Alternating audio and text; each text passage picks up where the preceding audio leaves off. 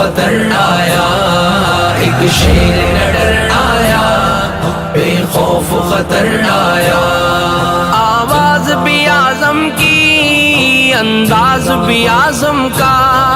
آواز بھی اعظم کی، انداز بھی اعظم کا۔ بسم اللہ الرحمن الرحیم۔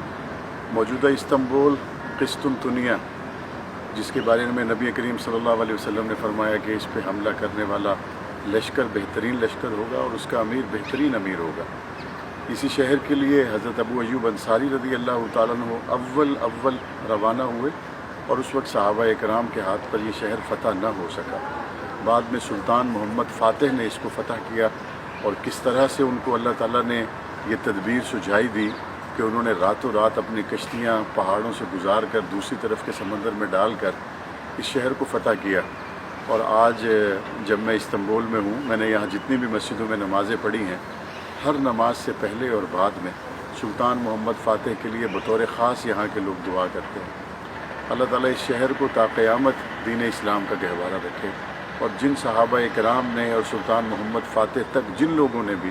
اس پر جب حملہ کیا، نبی کریم صلی اللہ علیہ وسلم کی اس بشارت کو پانے کے لیے